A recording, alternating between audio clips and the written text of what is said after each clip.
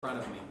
And instead of just sitting there, as soon as I made that turn, I just turned in front, I made a left-hand turn around the bus, you know. Well, I didn't see another driver in my rear view mirror who was coming right behind me. So that person got very upset with me and followed me for about 10 miles. And when I stopped, got out of the car, they stopped, got out of their car, and this was a woman who was about half of my height. I'm not very tall, I'm only 5'9", but she was about half of my height. It seemed like it when I say half. I mean, she was probably 4'9", about a foot shorter than I am. But anyway, the point is that she wanted to give me a piece of her mind. She wanted to tell me how bad a driver I was. Well, you know, if I hadn't have been a really nice person like I am, and I didn't take it as you know, my fault and admitting that I had done this, you know, it could have been somebody that might have done bodily harm to her. Might have gotten angry at her. I mean, it was very unsafe for her to do that. Let's put it that way. It didn't bother me, but it certainly would be something I would never want someone to do, because you can get in a lot of trouble doing that. So have you ever cut off another driver, anybody else? We have two of us here that have. You don't recall? You don't recall? Don't recall. Okay, very good. Very good. Everyone has. Do you ever pressure drivers who do not move as quickly as you would like for them to? Like, come on, you guys are too slow, that sort of thing? No? 55 on the freeway, talking on the cell phone? That's downright dangerous. Well, that's a good point. Whenever we have a differentiation of speed on the highway, either somebody going very slowly, much below the speed limit, or someone going very fast above the speed limit, these inconsistencies in terms of travel speed do cause problems, and more accidents occur because of that. So sometimes you have someone who's smoking marijuana and they're on the right-hand lane going 35 miles an hour on the freeway, you know. They're being very careful and so forth. And then you've got someone else who's had a few drinks who's going 90 in the fast lane, and you're in the middle here. So we've got to be careful. There are those people out there like that, and this is what we're faced with when we're driving on the freeway a lot of times. I think that we need to be aware and be safe and realize that there are going to be some drivers that are going too slowly, some that are going to be going too fast, but we want to try to stay in that speed zone where it's reasonable. And if you're on the interstate or I-15 or 95, you're probably going to be driving around 60 to 65 miles an hour. That's probably, you know, pretty much reasonable. There are going to be people that are going faster than that. There are going to be people going slower than that, but that's pretty much a reasonable speed. You can get a ticket for going too slow in the fast lane. Yes, you can. That's true. Exactly. And also you can get a ticket if you are not observing the weather conditions. Now around here it's mostly nice weather most of the time, but if it's rain or you have slippery roads, you're not supposed to go what the normal speed limit is. You're supposed to slow down and do what is reasonable under those road conditions. And if you ever go up someplace in the mountains, go skiing, or someplace where it's colder, you're going to have, again, to probably use chains or snow tires, and you're going to have to go at a slower rate of speed. So the idea is you want to allow people to move as quickly as is safe for them to do so, and not try to push them to go faster and ride their bumper or something like that. Have you ever deliberately used your vehicle to impede the progress of other drivers? Well, I heard you say today that somebody was bugging you to go faster, and you tapped on the brakes when they were right behind you. Well, I was going the speed limit. It was like 25 miles an hour. He wanted me to go like 45.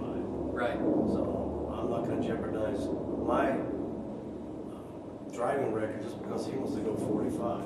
So I don't blame you. I don't blame you for wanting to go at the speed limit, but it's probably not a good idea to tap on the brakes and cause the person to get more upset at you because of that, you know. And like you said earlier when we were talking, you know, if somebody has a gun in their car and you do that, it might cause you to lose your life over something that's just nonsense. You know, this is not worth it, you know.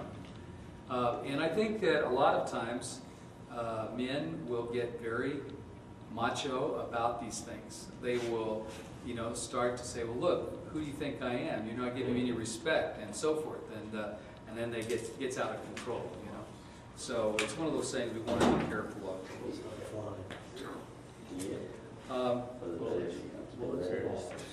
Have you ever felt the need to get even with other drivers? Have you ever felt the need to get even? Be honest now. Have you ever felt the need to get even? No. Okay.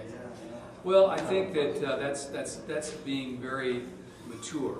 You know, if you are immature, then you feel like, oh, this person dissed me. This person wasn't respectful, and I'm going to make them pay for that. And I'm going to show them they're supposed to be respecting me. Okay. And so then you do something like get in front of them and weave in and out and so forth and cause more trouble. Have you ever tended to overtake another vehicle by driving off of the pavement? This is pretty radical, you know, for someone to do something like this. This is obviously illegal to do this.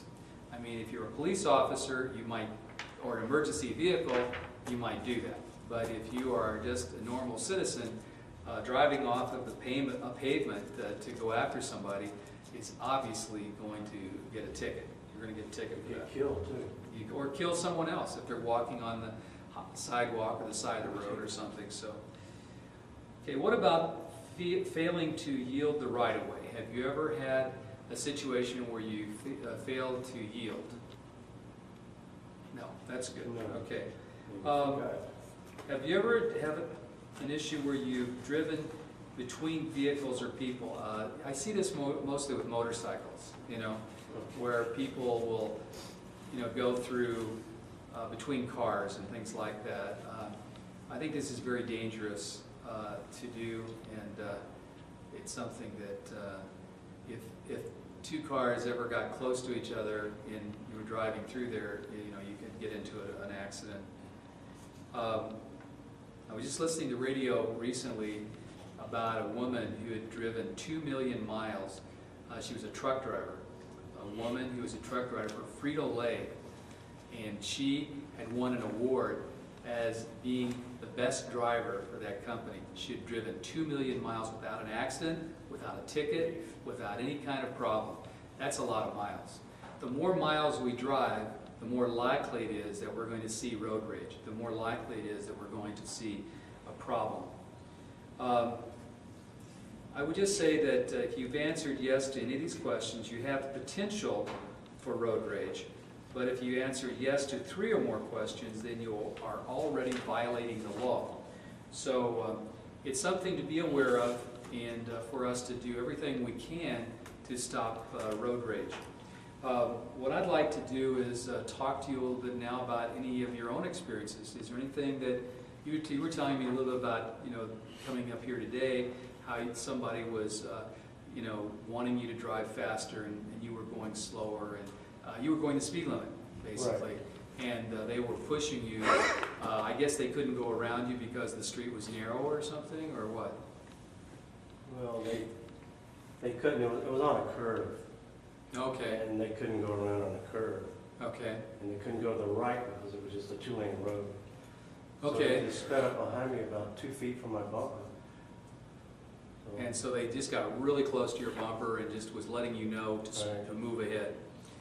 You know that sometimes what's very courteous, and I've experienced it in some states, we don't have it here in Nevada too much, but if you're ever driving out to Pahrump, you do have it, and that is you have a lane that's created where you can get in the right lane and let someone pass you, you know. And in Texas, a lot of times they have really wide shoulders and on the road, and you can actually go onto the shoulder and then people can pass you, you know. So that's really a very courteous thing to do. If you feel like you're holding up traffic for some reason, is to kind of pull off to the side of the road, let people